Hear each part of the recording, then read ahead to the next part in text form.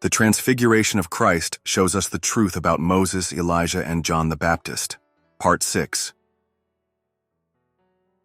The fact that Elijah died shows us that he was a false prophet, just as the Antichrist of the previous dispensation was a false prophet. But God the Father, Melchizedek, who is in Lisbeth, looks out for her, guarding her soul, since his spirit dwells in her. The story of Elijah and the widow of Zarephath shows us that Elijah represents the Antichrist who manifested to deceive the woman, who is the Christ, and it is also of what is said in Revelation about the dragon who stopped in front of the woman, who was going to give birth in order to devour her child as soon as it was born. In other words, that first Antichrist, with his deception, tried to destroy the fruit of the Spirit that the woman produces, to prevent her appearance as Christ herself. That is why the woman says to Elijah, "Have you come to me to bring my iniquities to remembrance?"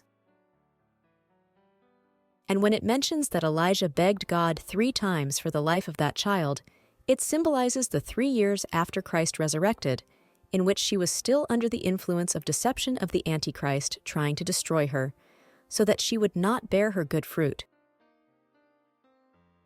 Elijah had the audacity to tell God that he was the one who afflicted the widow's child, causing him to become breathless, when it was because of the food that Elijah himself had provided for the widow and her child, that her child fell ill, and the illness was so severe that he had no breath left.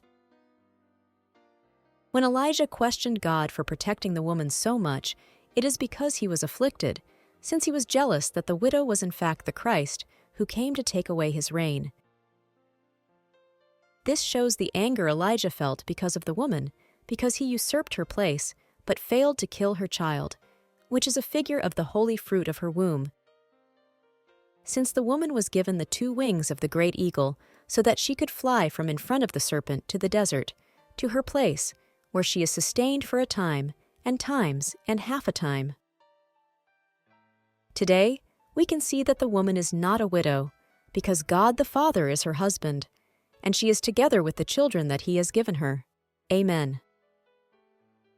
To be continued.